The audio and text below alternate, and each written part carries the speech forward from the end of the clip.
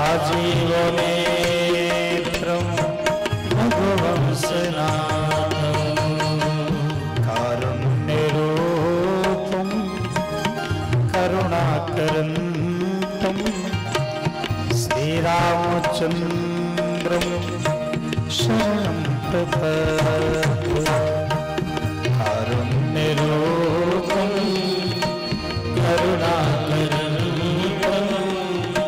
श्रीरामचन्द्रं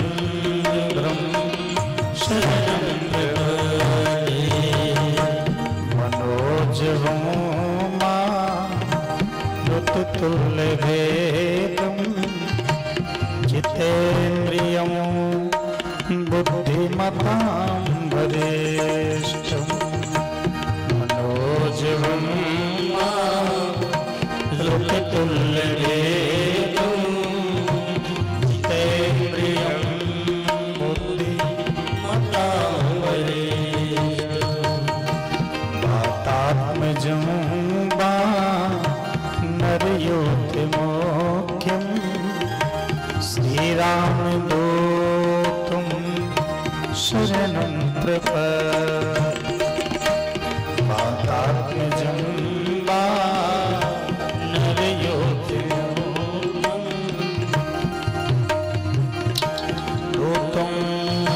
शरणं प्रपद्ये। श्रीरामदूतं शरणं प्रपद्ये। श्रीकृष्ण गोविंद हरे मुरारे हे नाथ नारायण वासुदेव। श्रीकृष्ण गोविंद हरे मुरारे हे नाथ नारायण वासुदेव। श्रीकृष्ण गोविंद हरे मुरारे हे नाथ नारायण वासुदेव। श्रीकृष्ण गोविंद हरे मुरारे हे नाथ नारायण वासुदेव। हे नाथ नारायण वासुदेव। हे नाथ नारायण वासुदेव। जो भी बैठे हुए हैं यहाँ पर सभी लोग गाइए। किसी भी सत्कर्म के शुभारंभ में, अनुष्ठान के शुभारंभ में, कोई भी यज्ञ के शुभारंभ में पहले भगवान नाम का उच्चारण किया जाता है। भगवान के नाम लेने से, कीर्तन करने से मन और वाणी पवित्र होती है। वक्ता की वाणी पवित्र होती है और श्रोताओं का मन पवित्र होता है। इसलिए जब कथा होगी तब सुनिएगा और जब कीर्तन हो तो करिएगा। सभी लोग मीठी मीठी ताली बजाते हुए हमारे साथ बोलेंगे। श्री कृष्ण गोविंद हरे मुरारे हे नाथ नारायण वासुदेव। श्री कृष्ण गोविंद हरे मुरारे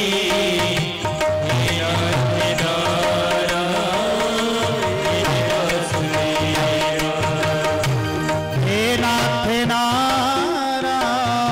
नारायण वासुदेव। हे नाथ नारायण वासुदेव।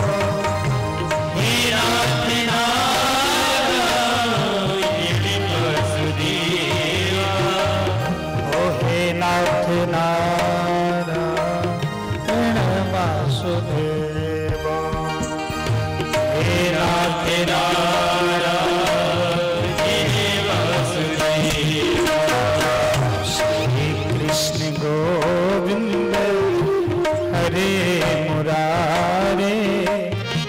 हे नाथ नारायण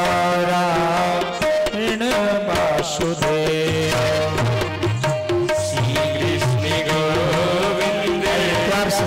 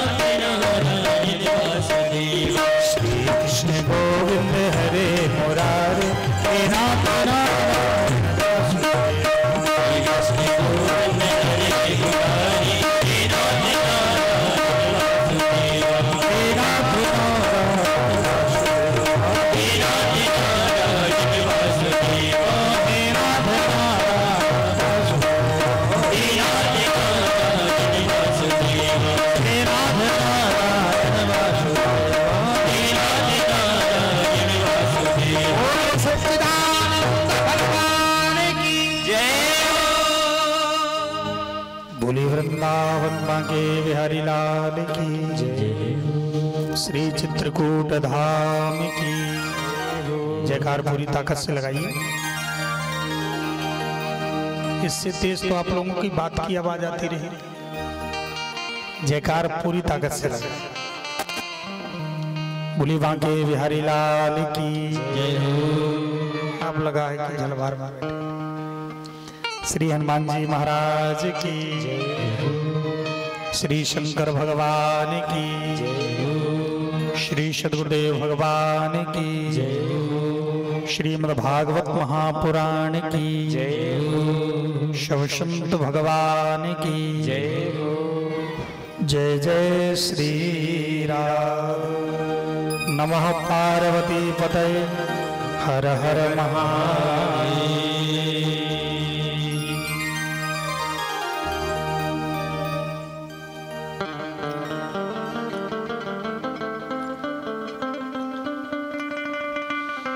परम मंगलमय अनंत आनंद करुणा वरुणालय भक्त वांछा कल्पतरु समस्त भक्तों के ऊपर अपनी कृपा का वर्षण करने वाले भगवान यशोदानंद संवर्धन गोपीजन वल्लभ भगवान श्री कृष्ण की प्रत्यक्ष वांग्मय विग्रह श्रीमद् भागवत महापुराण का दिव्य पावन पवित्रतम अनुष्ठान का शुभारंभ हो रहा है। प्रातःकालीन सत्र में समस्त देवताओं का आवाहन हुआ। पूर्व काल में वैदिक विधि विधान से मां भगवती सोन की तट पर जाकर के वरुण पूजन करके कलश यात्रा पूर्ण किया। पूर्व यज्ञावाहित देवताओं का पूजन करके आज प्रथम दिवस श्रीमद् भागवत की बैठकी का शुभारंभ हो रहा है। परम सौभाग्यशाली परम पुण्यात्मा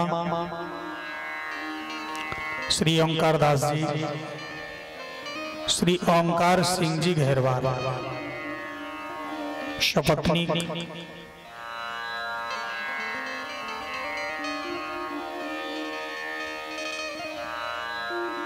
भगवत कृपा से यह अनुष्ठान आज शुभारंभ हो रहा है।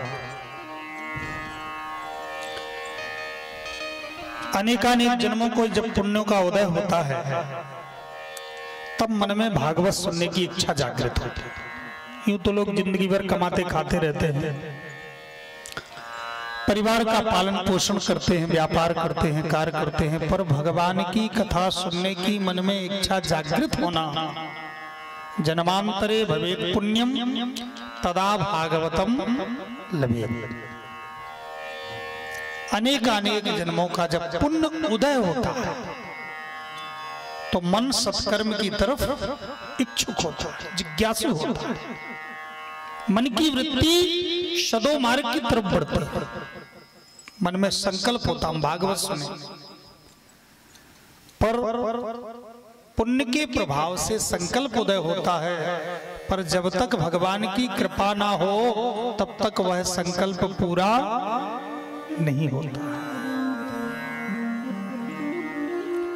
जब द्रवहि दीन दयालु राघव तब साधु संगत पाई। ठाकुर जी जब कृपा करते हैं, पुण्य उदय हुआ, मन में संकल्प हुआ, लेकिन ठाकुर जी ने कृपा करी तो अब अनुष्ठान यज्ञ शुभारंभ हुआ। पुण्य के उदय से पहले भी तैयारियां लग गई, लेकिन अब क्या कहे, इस कोरोना को पाप कहे कि विधान कहे, क्या है? पूर्व का विधान, भगवत इच्छा हरि इच्छा। वर्तमान में इस यज्ञ का शुभारंभ हो रहा है। निश्चित रूप से भगवान की बहुत बड़ी कृपा है। आपका हृदय से लगाव था, अत्यंत हृदय में प्रीति थी। कब वह समय आएगा महाराज जी के मुखारविंद से हमें श्रीमद् भागवत कथा का आस्वादन प्राप्त होगा। श्री कामतानाथ जी की कृपा से, श्री हनुमान जी की कृपा से आज यह दिव्य पावन पवित्रतम अनुष्ठान शुभारंभ हुआ। निश्चित रूप से झलवार में, झलवार गांव के प्रति बहुत ही हृदय में स्नेह है। इसके पूर्व में भी आना हुआ और अभी यज्ञ के माध्यम से आप सभी लोग 7 दिनों तक श्रीमद् भागवत कथा का आस्वादन करेंगे। श्रीमद् भागवत कथा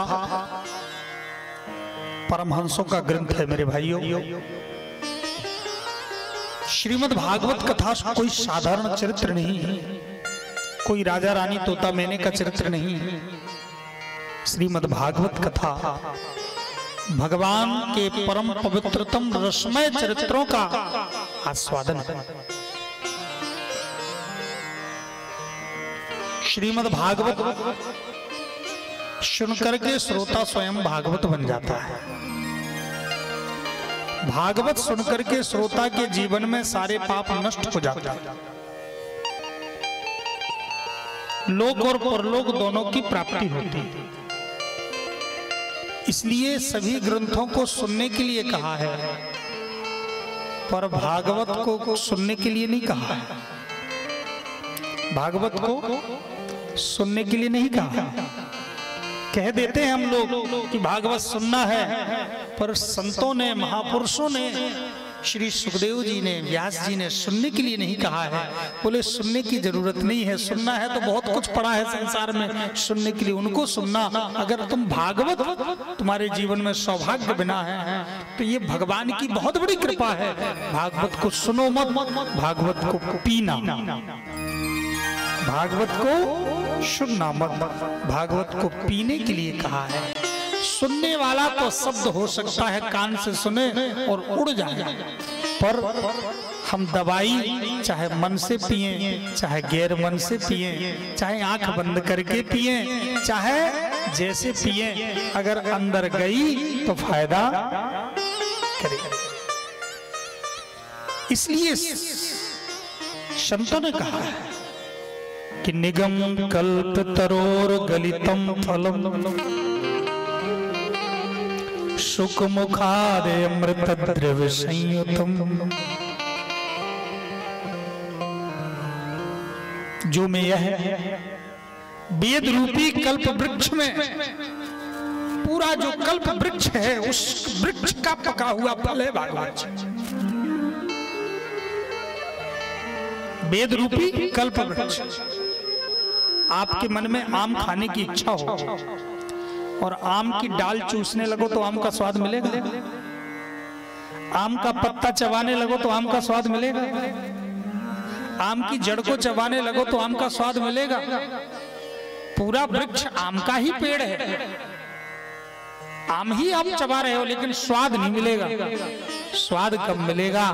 जब बढ़िया उस वृक्ष में लगा हुआ फल पका हुआ हो और उसको तोड़ के लाओगे और मुख में बढ़िया जब डालोगे, चूसना शुरू करोगे तो बढ़िया बढ़िया स्वाद मिलेगा। भले ही टहनी, पत्ता, फूल, जड़, तना सब आम है, पर आम का स्वाद लेना है तो आपको फल खाना पड़ेगा। ऐसे ही भले वेद, शास्त्र, पुराण, इतिहास, दर्शन, न्याय, मीमांसा ये सब वृक्ष हैं। कोई टहनी है, कोई पत्ते हैं, कोई फूल है, कोई तना है, कोई जड़ है, पर अगर तुम्हें स्वाद लेना है तो फिर भागवत रूपी फल को चूसना पड़ेगा, भागवत रूपी फल को पीना पड़ेगा। इसलिए पिबत भागवतम रसमालयम मुहुर्हो रसिका भुवि भावुका। बोले महाराज कितनी बार पीना पड़ेगा? व्यास जी ने कहा जितनी बार तुम्हें मिले उतनी बार पी। सच्चा पियक्कड़ वही है जो कभी पीने से छके ना, और अगर पीने से छक गया तो पियक्कड़ कैसा? ऐसा थोड़ी कि एक बार पिया और फिर जिंदगी में छोड़ दिया। अरे मैंने तो जिंदगी में एक बार पी लिया था। चाहे किसी भी चीज का पियक्कड़ हो, गांजा पीने वाला हो, भांग पीने वाला हो, शराब पीने वाला हो, संसार की कोई भी पेय वस्तु पीता है, पर पियक्कड़ उसी को कहा जाता है जो दिन रात उसको चढ़ा रहता है। तो जब संसार का नशा पीने के बाद मदमस्त कर देता है तो ये रस तो वह रस है जिस रस को वेद रूपी कल्प वृक्ष को मथ करके और इस रस को निकाल करके संतों ने बनाया है। ये पेय जिसने पी लिया वो मदमस्त हो जाता है, उसको फिर दुनिया फीकी फीकी लगने लगती है। इसलिए कहते हैं पिबत भागवतम रसमालयम,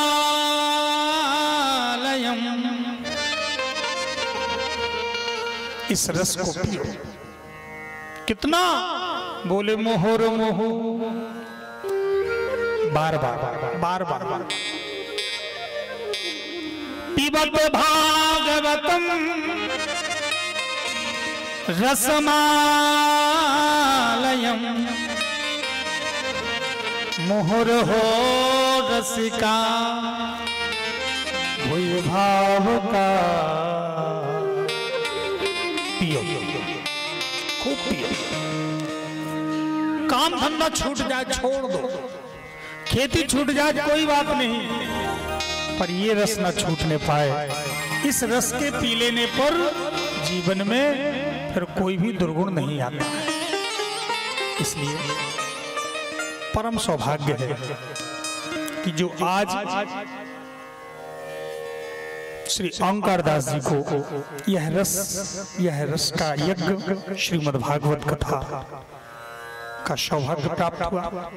हम सभी लोग 7 दिनों तक पिएंगे और हम पिलाएंगे।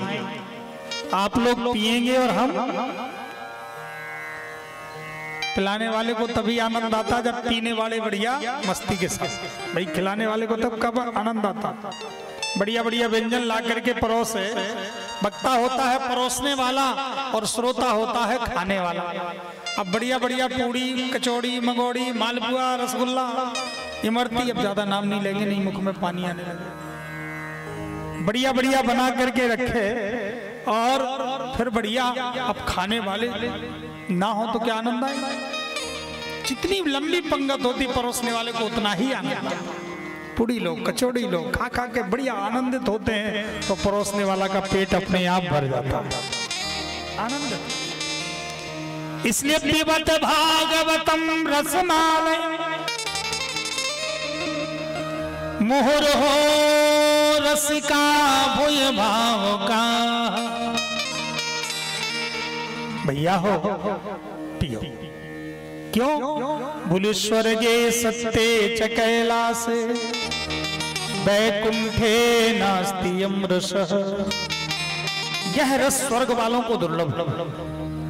ये रस स्वर्ग से देवता श्री सुखदेव जी कहते हैं कि स्वर्ग से जब मैं परीक्षित को कथा सुनाने के लिए बैठा तो जैसे ही सिंहासन पर बैठा उसी समय स्वर्ग के देवता सामने आ गए और बढ़िया बढ़िया सुंदर सोने का कलश लेकर के आए। चमचमाता हुआ कलश।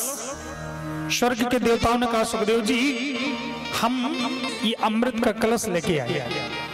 सुखदेव जी ने कहा किस लिए? बोले आप परीक्षित को कथा सुना रहे इसलिए कि तक्षक काटेगा मृत्यु हो जाएगी, तो आप अमृत पिला दीजिए, गारंटी है मौत नहीं होगी। सुखदेव जी ने कहा बदले में क्या लोगे? बोले बदले में जो कथा परीक्षित को सुना रहे वही कथा हम लोगों को सुना दीजिए।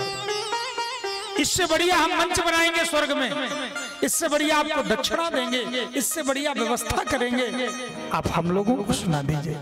सुखदेव जी ने कहा अरे ठगो, तुम देवताओं नहीं हो, तुम ठग हो। कौन हो? ठग। किसी बच्चे के हाथ में कोई कोहनूर हीरा देख ले, कोई जौहरी देख करके ललचा जाए और सोचे कि इसको मैं कांच का टुकड़ा पकड़ा दूं और उसका कोहनूर हीरा ले लूं। भले ही कांच का टुकड़ा और कोहनूर हीरा एक सा चमक रहा है, लेकिन कभी भी कांच का टुकड़ा कोहनूर हीरा की बराबरी नहीं कर सकता। जैसे कांच हीरे की बराबरी नहीं कर सकता है, ऐसे कभी देवलोक का अमृत कथामृत की बराबरी नहीं कर सकता। क्वा सुधा क्वा कथा लोके, कहा देवलोक का अमृत, कहा कथा। क्वा कांचः क्वा मणिर्मः, कहा कांच कहा मणि। इसलिए जाओ। सुखदेव जी कहते मैंने देवताओं को लौटा था, स्वर्ग वालों को भी दुर्लभ। जो झलवार वालों को सौभाग्य मिलेगा 7 दिनों तक, ये स्वर्ग वालों को भी दुर्लभ। ये अतिशयोक्ति नहीं। कुत्ता कथा नहीं सुन सकता, गाय कथा नहीं सुन सकती, मछली कथा नहीं सुन सकती, भले ही शेर जंगल का राजा है पर कथा नहीं सुन सकता। भोग योनियां हैं, सभी योनियां भोग योनियां हैं। केवल सौभाग्य मिलता है तो केवल मानव को मिलता है। दुर्लभे मानुषे लोके कथा श्रवण। मानुष तन दुर्लभ है और मानुष तन मिलकर के भी भगवान की कथा मिल जाए, इससे बड़ा सौभाग्य क्या है। कथा का शुभारंभ महात्मा से होता है। समय अभाव है इसलिए मैं केवल 2 श्लोकों का वर्णन करूंगा, इसके बाद में कल से कथा समय से शुभारंभ होगा।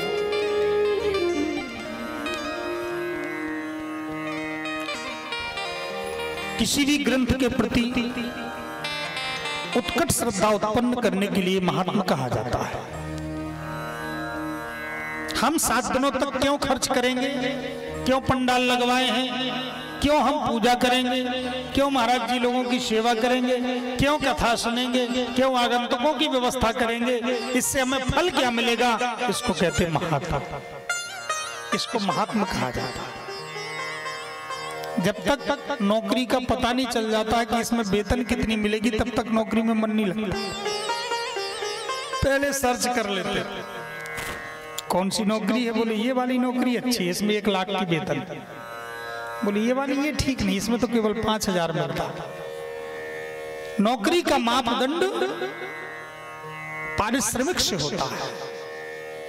ऐसे ही नियम है, किसी भी ग्रंथ को सुनने से, कोई भी अनुष्ठान करने से हमें फल क्या मिलेगा, इसको महात्मा कहते हैं। वही महात्मा का शुभारंभ भागवत में हो रहा है। सच्चिदानंद रूपाय विश्वोत्पत्त्यादिहेतवे तापत्रय विनाशाय श्री कृष्णाय वयं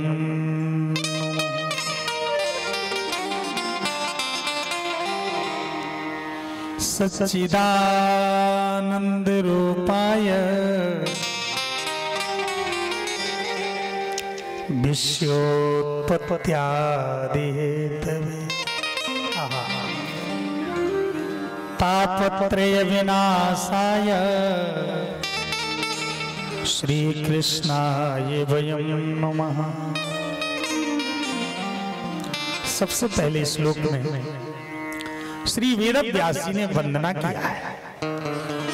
हम सभी साधकों को ये संदेश दिया है, जीवन में हम कुछ भी करें तो पहले वंदना करें। जिसके जीवन में वंदना होती है उसके जीवन में कोई बंधन नहीं होता। इसलिए पहले वंदना किसकी? श्री कृष्णाय वयं नमः। हम कथा शुभारंभ कर रहे हैं तो श्री कृष्ण की वंदना कर। श्री कृष्ण कौन है आप लोग पहचानते हैं? जिनकी कथा सुनना है 7 दिनों तक, वो कौन है? माखन चोर है या चित चोर है या महाराज करने वाले हैं? श्री कृष्ण कौन है? श्री कृष्ण सच्चिदानंद रूपाय। व्यास जी परिचय करा रहा। मैं माखन चोर की कथा कहने के लिए नहीं 7 दिन लगा रहा। मैं यशोदानंदन की कथा कहने के लिए 7 दिन नहीं लगा रहा हूं। हाँ, वो हैं यशोदानंदन, देवकी नंदन, वासुदेव नंदन, गोपी जन वल्लभ हैं, पर वास्तव में श्री कृष्ण कौन है इसको जाने। अगर केवल माखन चोर कह देंगे, केवल यशोदानंदन कह देंगे तो वृंदावन वाले कहेंगे कि कथा तो हम लोगों की है, चित्रकूट वाले कथा कह ही नहीं सकते। इसलिए यह कथा अनारक्षित रहे, इस कथा के ऊपर किसी का आरक्षण ना हो। इसलिए वेद व्यास जी ने बड़े सुंदर ढंग से, सावधानी से इस बात को कहा। बोले सच्चिदानंद रूपाय। श्री कृष्ण कौन है? बोले सच्चिदानंद। श्री कृष्ण सत्य है, सच्चिद आनंद मतलब सच्चा। श्री कृष्ण सत्य है तो भैया हो सत्य सबका है कि नहीं? चाहे सीधी वाले हो, चाहे रीवा वाले हो, चाहे बम्बई वाले हो, चाहे कलकत्ता वाले हो, सत्य सबके लिए बराबर है कि नहीं? ऐसा तो है नहीं कि चित्रकूट का सत्य कुछ और हो और जलवार का सत्य कुछ और हो। सत्य तो सत्य है।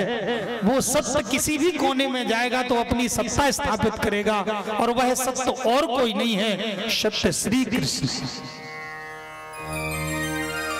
सत्य किसको कहते हैं? जिसकी सत्ता हमेशा विद्यमान में है वो सत्य। कल भी था, आज भी है और कल भी रहेगा, उसको सत्य कहते हैं। और जो कुछ दिनों तक रहे, समाप्त हो जाए, उसको असत्य कहते हैं। परिवर्तनशील हो उसको सत्य। मकान की अवस्था कितनी है? 100, 200, 400 साल का, फिर खंडहर दिखने लगते।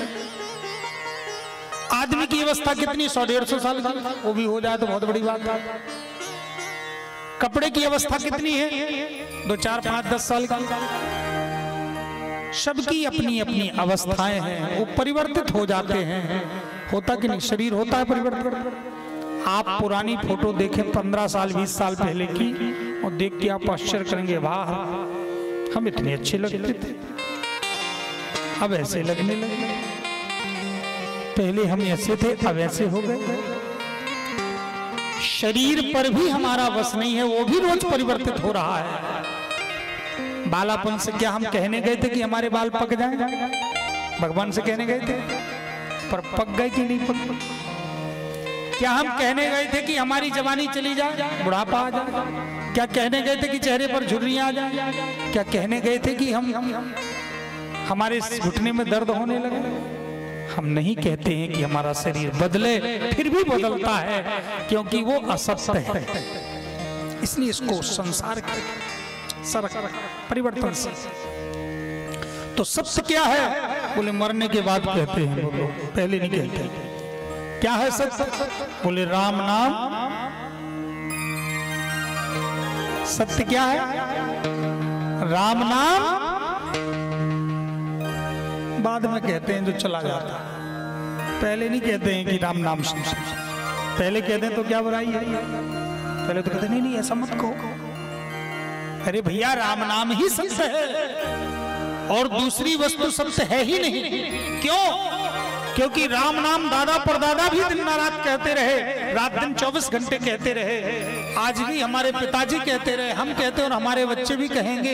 लेकिन क्या कभी ऐसा लगा कि 50 साल से, हजारों साल से राम राम कह रहे हैं? भैया अब ये नाम बदलो, कुछ और दूसरा नाम लो यार, जपते जपते थक गए। तो 2 अक्षर का नाम बड़ा पुराना हो गया है। क्या ऐसा कभी लगा? जितनी बार भी राम राम कहो तो अच्छा लगता है, क्योंकि वो सत्य है। सत्य कभी फीका नहीं पड़ता है, सत्य की सत्ता सदैव चमकती रहती है, इसलिए उसको सत्य। भागवत जी कभी फीकी नहीं पड़ी हैं। भागवत का श्लोक जितनी बार सुनो, जितनी बार कथा सुनोगे, भले ही आप कथा सुन चुके हो, 7 दिन बाद फिर से आओ कथा सुनो, फिर भी आपको नई नहीं लगेगी, क्योंकि सत्य की कथा है। और दूसरा गाना सुन लो, दूसरी कथा सुन लो, कहानी सुन लो, कितनी रोचक कहानी हो किसी की संसार में, पर वो 2-4 बार सुनोगे फीकी लगने लगेगी। पर भागवत इतनी बार सुने हैं पर कभी फीकी नहीं लगती। क्यों नहीं लगती? क्योंकि ये सत्य है। सत्य कभी सत्ताहीन नहीं होता है, अस्तित्वहीन नहीं होता है। सत्य कभी फीका नहीं होता है, सत्य की सत्ता सदैव विराजित होती है। इसलिए श्री कृष्ण 7 दिनों तक सत्य की कथा सुनेंगे, झूठी कथा नहीं सुनेंगे। और सत्य की कथा से आत्मरंजन होता है और झूठी कथाओं से मनोरंजन होता है। किसी फिल्म का मनोरंजन देखते हैं ना आप लोग, तो क्या देते हैं? ये कथाएं काल्पनिक लिखे रहते हैं, सीधे लिख देते हैं ये सीरियल जो चल रहा है इसका किसी पात्र से, किसी व्यक्ति से मतलब नहीं है, ये सब कथाएं, ये कहानी काल्पनिक है, लिख देते हैं। और उस काल्पनिक कथा में हम मनोरंजन करते हैं। असत्य कथा से मनोरंजन होता है और जो सत्य की कथा होती है उससे आत्मरंजन होता है। इसलिए भागवत मनोरंजन नहीं है, भागवत आत्मरंजन। बोलिए भागवत महापुराण की। वह कृष्ण है जो सत्य है, सच्चिदानंद रूपाय। जितनी सत्य की व्याख्या कहो उतनी कम है। पर भगवान केवल सत्य नहीं है, वो चिद भी है। चिद माने आप दरी पे बैठो तो दरी में भी भगवान है, कैमरा सामने खड़ा है तो कैमरे में भी भगवान है, कुर्सी रखी है तो कुर्सी में भी भगवान है। अगर नहीं होते तो खंबे से भगवान कैसे प्रकट होते? अगर नहीं होते तो भगवान से कुत्ते से कैसे प्रकट होते? भूत से कैसे प्रकट होते? प्रयागदास जी चले जा रहे थे, एक संत हुए प्रयागदास जी, और प्रयागदास जी खाट लिए हुए चले जा रहे थे कि हमारे राम जी मिलेंगे तो हम खाट पर बिठा लेंगे। बड़े अच्छे भावुक संत। एक पीपल के नीचे उन्होंने खाट डाल दिया। खाट तो समझते हैं ना, पलंग। पीपल के नीचे खाट डाल दिया। गांव वालों ने कहा बाबा ये यहाँ एक बहुत बड़ा प्रेत रहता है, यहाँ मत डालो, पीपल पर बहुत बड़ा भूत रहता है। प्रयागदास जी ने कहा वो हमारा क्या बिगाड़ेगा, हम तो बाबा जी ठहरे। और सीधे पांव पसार के सो गए, काम दुपट्टा।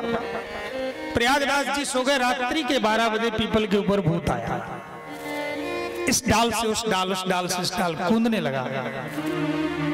जैसे प्रेत को देखा तो इनकी दृष्टि कितनी पवित्र है मेरे भाइयों। प्रेत में देखा तो देखते देखते देखते देखते डरे नहीं, देखते देखते इनके मन में आहा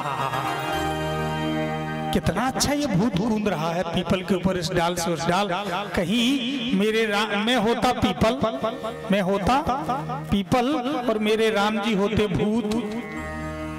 मैं होता पीपल और मेरे राम जी होते भूत।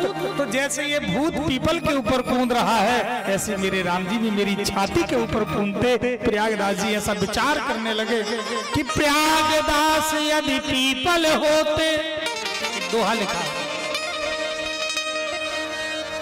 प्रयागदास यदि पीपल होते और राघव होते भुतवा। प्रयागदास यदि पीपल होते और राघव होते भुतवा, तो प्रयागदास की छाती चढ़ते ये दशरथ के पुतवा। जैसे कहा महाराज, उसी पीपल से कहा नहीं है राम जी, भूत से ठाकुर जी प्रकट हो गए हो, सीने से लगा लिया, आओ प्रयागदास तुम्हारे इसलिए उनको चिद स्वरूप कहा जाता है। कृष्ण को क्या कहा जाता है? चिदात्मक। चिदात्मक वही है जो जर्रे जर्रे में समझा है। जिसकी कथा सुन रहे हो वो हर जगह वो देखता है कि तुम बैठे बैठे कथा सुन रहे हो कि इधर उधर देख रहे हो। महाराज जी देखे चाहे ना देखे पर ठाकुर जी तो देखते हैं। हम कथा चल रही है तो हम घर में बैठे हैं कि कथा सुनने आए हैं, ये ठाकुर जी देखते हैं हर जगह। चिदात्मक। कबीरदास जी एक उदाहरण देते हैं चिदात्मक स्वरूप का। चींटी जो होती है ना, चींटी कितनी छोटी होती है, और चींटी को आप ले जा करके कहीं दुकान में, सोनार की दुकान में, सोनी से कहो भैया इस चींटी के नाप की पायल बना दो। क्या करो? पायल बना दो। सोनी क्या कहेगा? अरे महाराज ये सब चींटी की कहाँ पायल बना? नहीं तुम बनाओ। ठीक है बना दे। और फिर एक कल्पना है, बना नहीं सकता लेकिन बना दे। एक तो चींटी का बालक के बराबर तो पैर होता। अच्छा कल्पना है, चलो बना दिया। और कहे भैया ऐसी मत बनाना, सादी सादी सी, उसमें बढ़िया झुन झुन झुन झुन झुमकी लगा दे, बढ़िया सी घुंघरू लगा दे, और चींटी को बढ़िया घुंघरू वाली पायल पहनाओ, और जगदीश जी संगीत कहे बढ़िया चालू करो, संगीत बजाओ, और चींटी से कहो कि ठुमुक ठुमुक नाचे, और बढ़िया चींटी पाँव में पायल पहन के नाचे तो क्या आवाज आपको सुनाई देगी? सुनाई देगी क्या भाई? नहीं देगी। क्यों नहीं सुनाई देगी? एक तो चींटी छुटकी, ऊपर से उसका पैर पतला, घुंघरू तो कल्पना ही थे। फिर भी हमारे ठाकुर जी उस चींटी के पैर में बंधी हुई पायल की नाचने की आवाज जो सूक्ष्म अति सूक्ष्म होता है उसको भी ठाकुर जी सुन लेते हैं, इसलिए उनको चिदात्मक कहा जाता है। चींटी के पग नूपुर बाजे सो भी साईं सुनता है, ये कबीरदास। इसलिए सच्चिदानंद रूपाय। लेकिन मेरे भैया एक बात बता दूं, कितना भी बढ़िया सब कुछ हो, लेकिन जहां आनंद ना आवे वहां पर मन नहीं लगता है ना। आनंद जरूर आना चाहिए, चाहे कथा हो, चाहे संगीत हो, चाहे खाना हो, चाहे बैठना हो, आनंद आना चाहिए। मनुष्य का स्वभाव है हर जगह आनंद आना चाहिए। मनुष्य का स्वभाव है आनंद, क्योंकि आनंद सिंधु का। तो श्री व्यास जी कहते भैया तुम जिंदगी भर जिस चीज को खोजते हो, मनुष्य जीवन भर क्या खोजता है? आनंद खोजता है, सुख खोजता है। कोई दुख के लिए कुछ काम करता है? खेती करता किस लिए? सुख के लिए, आनंद के लिए। लेकिन कई बार ऐसा होता पाला पड़ जाता है, दुख मिलता है। नौकरी करता है किस लिए? आनंद के लिए। लेकिन जिसकी नहीं लगी उसको लगता है कि कितनी जल्दी नौकरी लग जाए, लेकिन जिनकी लगी है उनको लग रहा है हे भगवान कितनी जल्दी मुक्त हो जाए तो अच्छा। बड़ी आफत है। सब लोग तो कोरोना में घर में बैठे हैं, लेकिन हमें ड्यूटी में जाना पड़ता है। बड़ी आफत है।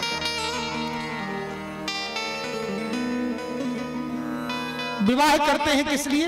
सुख के लिए। लेकिन जिनका हो गया उनसे पूछो क्या सुखी हो गए?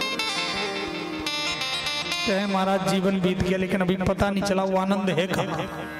व्यास जी कहते जिंदगी भर जिस आनंद की खोज में रहे हो, आओ आओ कथा पंडाल में आओ, आनंद तुम्हें वो संसार में नहीं मिला, आज तुम्हें 7 दिनों में आनंद मिलेगा, क्योंकि आनंद कंद का चरित्र है।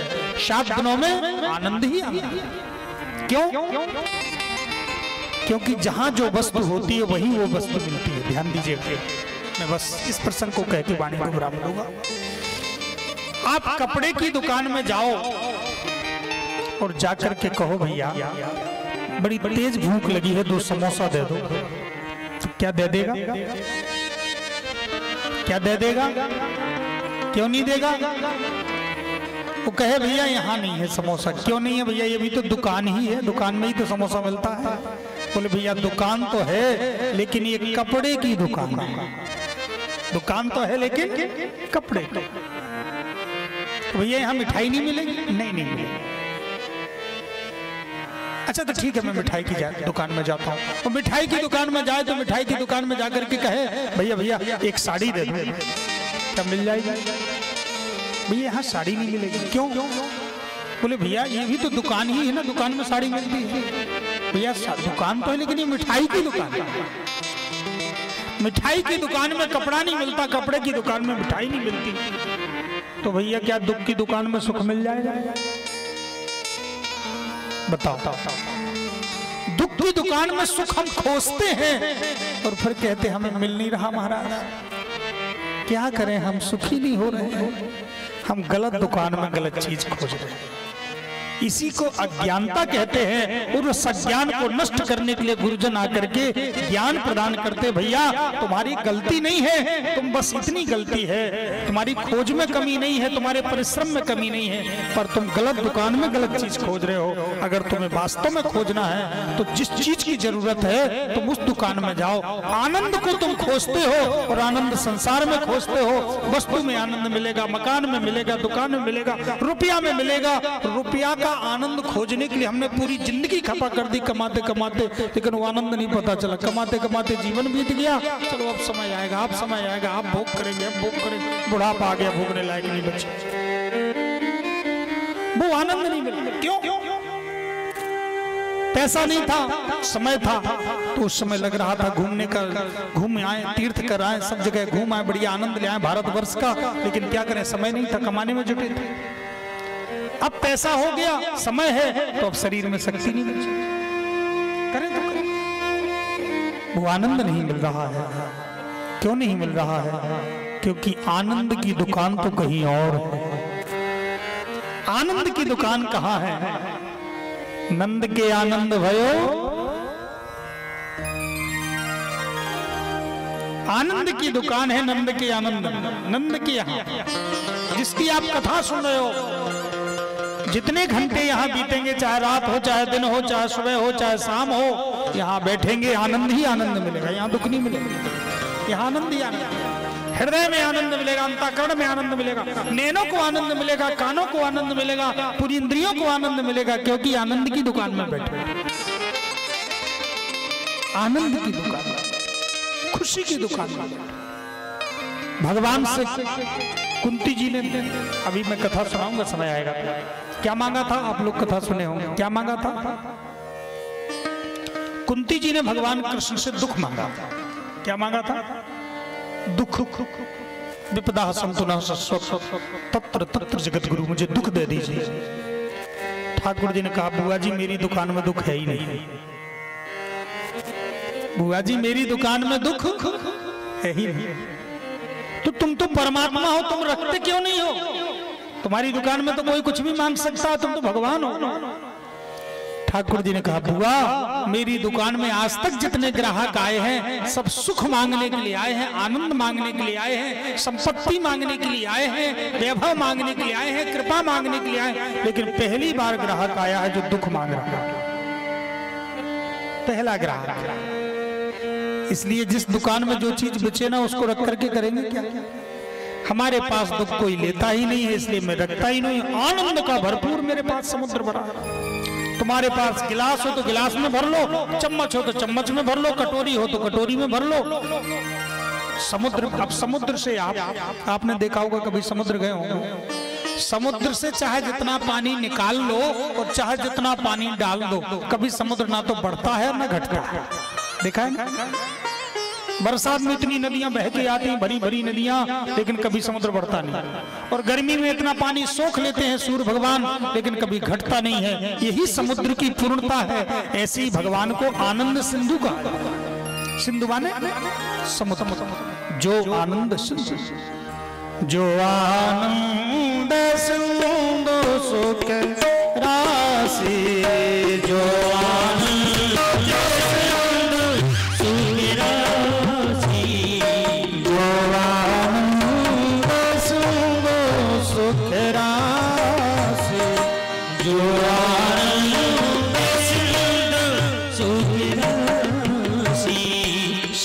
करते त्रयोलोक सुभाषी, करते त्रयोलोक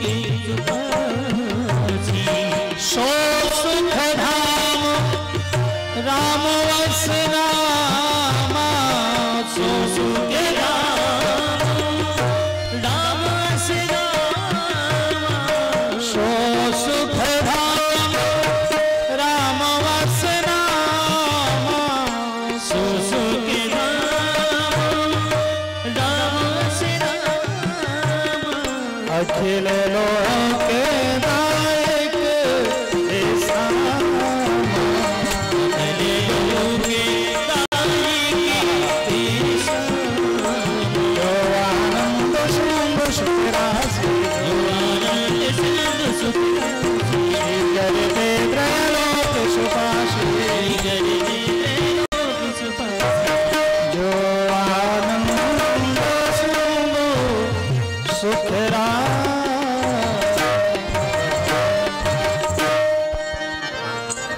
भैया हो समुद्र के पास में भरपूर अथाह आनंद राशि है। भगवान के पास में समुद्र के पास में अथाह जल है। जिस चीज का समुद्र हो वो अथाह है। समुद्र मतलब पूर्ण।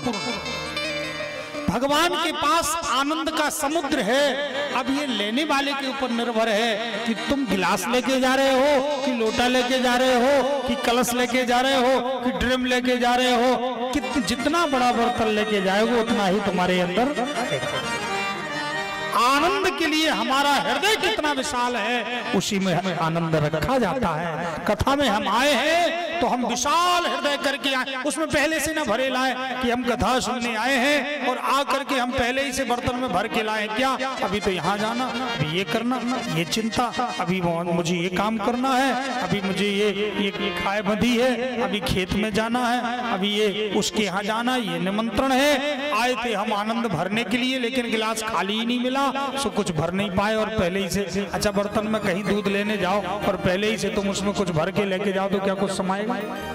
कभी नहीं समा सकता है। इसलिए आनंद सिंधु के पास जाएं तो खाली बर्तन करके जाएं, बिल्कुल भूल करके सब कुछ और आनंद भर के लाएं, फिर आनंदित होते रहें। इस आनंद की प्राप्ति के लिए यह आयोजन किया गया है। यह 7 दिनों तक आनंद बटेगा। जिसकी जितनी झोली होगी उतना बड़ा आनंद मिलेगा। ये निर्भर है लेने वाले के ऊपर। यहाँ तो आनंद का समुद्र भरा है। जजमान चाहे जजमान ले लेवे, श्रोता चाहे श्रोता ले लेवे, दर्शक चाहे दर्शक ले लेवे। जिसकी जो इच्छा है कानों से लो, कानों से लो, आंखों से लो, आंखों से लो, हृदय से लो, हृदय से लो, मन से लो, मन से लो। जैसे आपका जो बर्तन खाली होगा उसी में आनंद भर जाएगा। ये आनंद का सुंदर प्रवाह है। 7 दिनों तक हम सभी लोग श्रवण करेंगे। दिव्य पावन पवित्रतम भगवान श्री कृष्ण की वंदना किया है। वह कृष्ण जो विश्वोत्पत्त्यादि हेतु है, जिसके द्वारा सृजन पालन संहार होता है विश्व का, अथवा जिनके द्वारा तीनों तापों का विनाश हो जाता है, वो कृष्ण, उनकी हम प्रार्थना करते हैं। उन्हीं कृष्ण की हम कथा कहने जा रहे हैं। प्रथम श्लोक है, द्वितीय श्लोक का केवल मैं संकेत कर दूं। 2 श्लोकों की कम से कम वंदना करनी चाहिए, निवेदन है। और वैसे भी व्यास जी ने केवल 2 श्लोकों में ही वंदना की है, फिर इसके बाद कथा सुनूंगा। तो आज बैठकी के दिन में केवल वंदना करूंगा और कल से कथा करूंगा। द्वितीय श्लोक में वंदना किया है। पहले श्लोक में भगवान कृष्ण की और दूसरे श्लोक में व्यास जी ने सुखदेव जी की वंदना की। किसकी किया? सुखदेव जी की, क्योंकि सुखदेव जी वक्ता है। भले बेटवा है, भले व्यास जी के बेटा है, लेकिन वक्ता है। इसलिए व्यासपीठ पर बैठे हुए भगवान है। भगवान की तरह श्री व्यास जी ने वंदना किया। बाप ने बेटे की वंदना की। यही तो ज्ञान का स्वरूप है। हमारी सनातन परंपरा में 2 वृद्ध होते हैं, एक उम्र से बड़ा और एक ज्ञान से बड़ा। उम्र से बड़े की अपेक्षा वयोवृद्ध से श्रेष्ठ ज्ञान वृद्ध होता है।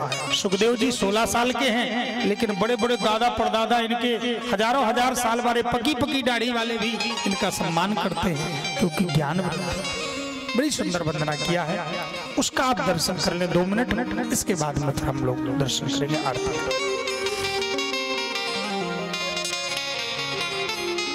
जम प्रव्रजन्त मनुपेतमुपेत कृत्यम द्वयपायनो विरह कातरया जुहावा पुत्रेति तन्मयतया परवो विनेदु तम सर्वभूत हृदयं मुनिमानतोष। व्यास जी दर्शन कराते हैं, आप लोग भी दर्शन। व्यास जी यहीं से शुरू करते हैं कि मेरी पत्नी गर्भवती, ये दर्शन कराते हैं। व्यास जी की पत्नी गर्भवती थी, 9 महीने में बेटवा हो जाता है, 9 महीने में बच्चा हो जाता है, लेकिन 1 साल हो गया बेटा नहीं हुआ। पर व्यास जी धीर भी है, गंभीर है, कोई बात नहीं होगा। पर 5 साल बीत गया, फिर भी बेटा नहीं।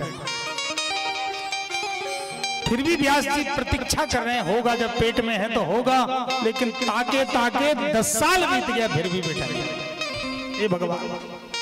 अब व्यास जी की घबराहट बढ़ने लगी, 10 साल हो गया, चलो देखता हूँ थोड़ा सा और होगा, अब होगा, कल होगा, परसों होगा, और सोचते सोचते 2 साल और बीत गए, एक दिन टालता। लेकिन अब जब 12 साल बीत गए तो व्यास जी का धैर्य टूट गया। व्यास जी सीधे पहुंचे पत्नी के सामने, पेट में बेटा है 12 साल से, वहीं से बाहर से कहते, बेटा बेटा बाहर आ जा, तू कब तक गर्भ में पड़ा रहेगा, बाहर आ जा। सुखदेव जी गर्भ के अंदर से ही कहते, पिताजी मैं बाहर नहीं आऊंगा। क्यों नहीं आएगा बेटा?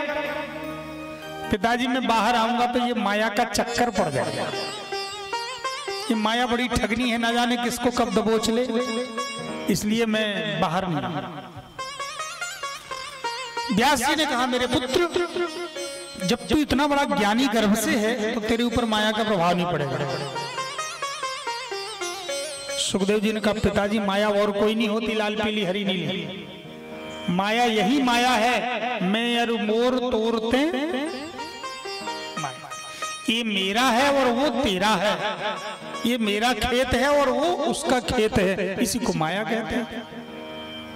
मेरे तेरे में लड़ाई हो जाती है, मेरे तेरे में प्रेम होता है, मेरे तेरे में मोह होता है, ये मेरा है वो तेरा, इसी को माया कहते हैं। पिताजी मैं इस बंधन में नहीं पड़ना चाहता, सब ठाकुर जी के हैं, मैं तो इस भाव को रख रहा हूं। तो क्या बेटा, तो जो उस गर्भ में जो मलमूत्र का स्थान है, जहां दुर्गंध ही दुर्गंध है, जहां पर पीड़ा ही पीड़ा है, तिक्त खा लेने पर शरीर में जलन होती है, उस स्थान पर तू, जो दूसरा नरक कहा जाता है, वहां पर तू 9 महीने रहना मुश्किल है। बार बार प्रार्थना करते हैं, हे प्रभु मुझे गर्भ में ना जाना पड़े, नरक का दुख ना झेलना पड़े, बार बार सभी प्रार्थना करते हैं गर्भ में ना जाना पड़े, पर तू 12 साल से वहां, क्या तुझे कष्ट नहीं है, दुर्गंध नहीं?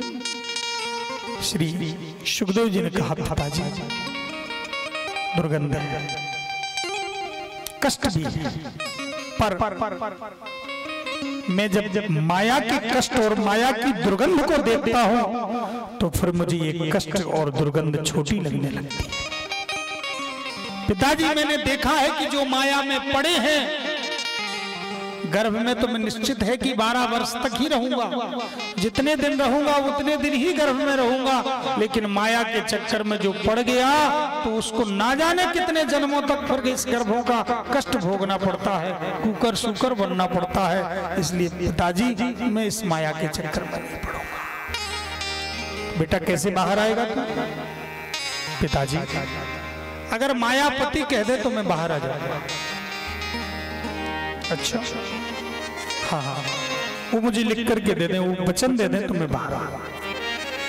व्यास जी ने तुरंत प्रार्थना किया, प्रभु आपका शिष्य बगैर आपकी आज्ञा के बाहर नहीं आएगा गर्भ से, आप आज्ञा दे दीजिए। तुरंत ठाकुर जी प्रकट हुए, भगवान ने कहा बेटा सुख तू बाहर आ जा। सुखदेव जी तुरंत जन्म लिया, लेकिन जैसे ही जन्म लिए सोई थाली बजने लगे, ओहो बेटा हो गया, बेटा हो गया, कोई कहता भतीजा हो गया, कोई कहता है बढ़िया नाती हो गया, मेरा नाती आ गया, ताली बजने लगी, सब आनंदित होने लगे, नाती हो गया, बेटा हो गया। 12 साल बाद हुआ। सुखदेव जी ने सोचा जन्म लेते देर नहीं हुई तो सब कब्जा जमा लिया, कोई नाती बना लिया, कोई भतीजा बना लिया, कोई लड़का बना लिया। सो सुखदेव जी ने आओ देखा ना ताओ फंसे चक्कर में, नराला पेटा पेट में कमर में, और सीधे 9-2-11 भाग लिए जंगल की तरफ। बताओ 12 साल बाद बेटा पैदा हो और जंगल की तरफ भाग लो, उस बाप की क्या दशा हो। श्री व्यास जी ने जब देखा मेरा पुत्र जंगल की तरफ भाग लिया तो व्यास जी का ज्ञान छूट गया। मोह मरार इतना प्रबल होता है, इतने बड़े विद्वान जो वेद का विभाग करने वाले, आज बेटे को देख करके पीछे पीछे दौड़ने लगे। पुत्रेति तन्मयतया सर्वोभिनेदु पुत्रेति, बेटा रुक जा रुक जा रुक जा। पर सुखदेव जी एक भी बार नहीं रुके। सुखदेव जी चले देखे भी नहीं रुके। तरवः अवनेदु, वृक्षों ने कहा, प्रकृति ने कहा, हे व्यास जी आप लौट जाइए, ये महापुरुष नहीं लौटेंगे, ये महापुरुष परम वैरागी हैं। अरे हम लोगों से उपदेश ले लीजिए, हम लोग इतने बच्चे देते हैं, सब कल्याण के लिए देते हैं। वृक्षों का जीवन भी दूसरे के लिए, वृक्षों का शरीर भी दूसरे के लिए, पत्ते भी दूसरे के लिए, फल भी दूसरे के लिए। वृक्षों ने कहा व्यास जी आपका बेटा भी कल्याण करेगा, आप छोड़ दीजिए। श्री व्यास जी लौट आए, वही वंदना करते हैं। ऐसे सर्वभूत हृदय श्री सुखदेव जी महाराज जिसके वक्ता हो और जिस ग्रंथ के श्री परीक्षित जी महाराज श्रोता हो, उस ग्रंथ का श्रवण करने पर श्रोता क्यों नहीं भागवत बन जाएगा, क्यों नहीं भक्त बन जाएगा। सर्वश्रेष्ठ ग्रंथ है, इसलिए भागवत महापुराण कल्याण करने वाला है, क्योंकि भागवत के वक्ता भी भगवत प्राप्त हैं और भागवत के श्रोता भी भगवत प्राप्त। दोनों पहिए मजबूत हो, श्रोता भी मजबूत हो और वक्ता भी मजबूत हो, तो फिर उसका रथ का आनंद ही अलग होता है। बोलिए भक्तवत्सल भगवान की। आज प्रथम दिवस, कल ठीक जो समय निश्चित है, कौन सा समय है? 3 बजे आ जाएंगे सब। ये नहीं कि महाराज जी बैठ जाएं और पता चले कुर्सी भर रखी। 3 बजे से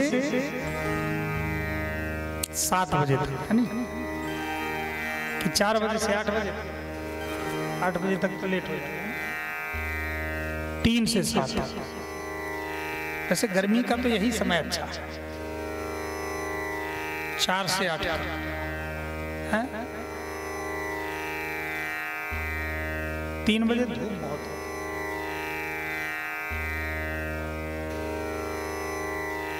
क्या मत है भाई, बहुमत किस तरफ? चलो कोई बात नहीं, 2 दल हो रहे हैं, हम दलदल में नहीं फंसेंगे। 4 का है और 3 का है, तो हम 3:30 से कर लेते हैं। 3:30 बजे यहाँ संगीत शुभारंभ होगा और फिर 4 बजे तक कथा शुभारंभ हो जाएगी और ठीक 7:30 बजे कथा पूर्ण हो जाएगी। आरती होते हुए 8 बजे तक सब लोग प्रस्थान कर जाएंगे। 5:30 से और 3:30 से 5:30 7:30 तक ये दिव्य कथा का समय रहेगा।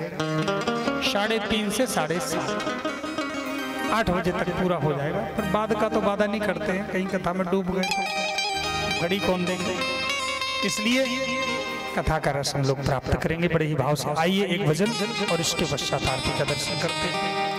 बोलिए भक्तवत्सल भगवान की, बोलिए बल सरकार की। बिन पिए नशा हो जाता है,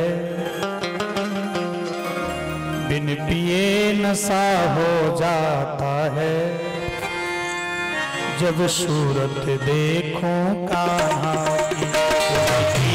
नशा हो जाता है, जब सूरत देखूं, जब सूरत देखूं कहाँ की, जब सूरत देखूं कहाँ की, जब सूरत देखूं दिलबर की, जब सूरत मन मोहित ही हो जाता है, मन मोहित ही हो जाता है, जब सूरत देखो नशा होता है, जब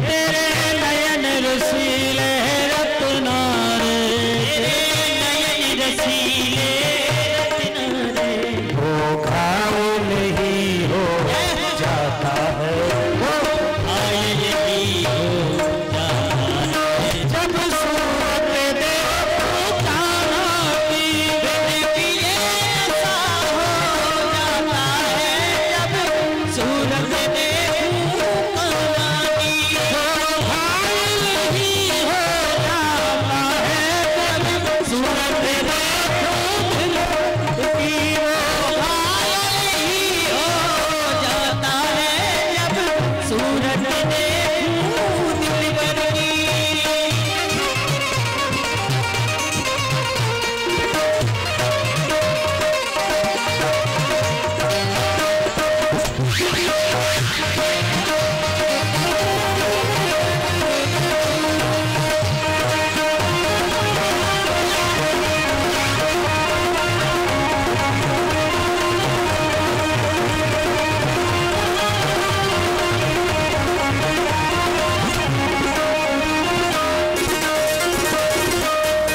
तेरी जुल्फे काली घुंघरारी, तेरी जुल्फे काली घुंघरारी, तेरी जुल्फे काली घुंघरारी, तेरी जुल्फे काली घुंघरारी, तेरी जुल्फे काली घुंघरारी, तेरी जुल्फे काली घुंघरारी, मतवाला ही हो जाता है, मतवाला ही हो जाता है, जब दूर से देखो मतवाला ही हो जाता है, जुल्फे देखो बिन पिया ऐसा हो जाता है, जब सूरत देखो बिन पिया ऐसा हो जाता है, जब सूरत देखो दिल भर की, जब सूरत देखो दिल भर की, जब सूरत देखो दिल भर की, जब सूरत देखो दिल भर की, जब सूरत देखो दिल भर की, बिन पिए नशा हो जाता है, बिन पिए नशा हो जाता है, सूरत देखो दिल भर की, बिन पिए नशा हो जाता है, जब सूरत देखो दिल भर की। हरे राम हरे राम राम राम हरे हरे, हरे राम हरे राम राम राम हरे हरे, हरे कृष्णा कृष्णा कृष्णा हरे हरे, हरे कृष्णा कृष्णा कृष्णा हरे हरे, हरे राम राम राम हरे हरे, हरे राम राम राम हरे हरे, हरे कृष्णा कृष्णा कृष्णा हरे कृष्णा कृष्णा कृष्णा हरे हरे, हरे राम राम राम हरे राम हरे कृष्णा कृष्णा कृष्णा हरे कृष्णा बोलो सच्चिदानंद भगवान की जय हो, धर्म की जय हो। हाथ उठा के ताली बजाते हैं, हाथ उठा करके सब लोग जयकार लगाएं। धर्म की अधर्म का प्राणियों में सत्भावना, विश्व का कल्याण, गौ माता की सेवा हो, सत्य सनातन धर्म की जय जय जय श्री राधे श्याम। सभी लोग आरती का दर्शन करेंगे, खड़े हो जाइए। ओम चंद्रमा मनुष्यो जात चक्षुः सूर्यो अजायता श्रोत्राद्वायुष प्राणश मुखात् अग्निरजायत। श्री भागवत भगवान की है आरती, पापियों को पाप से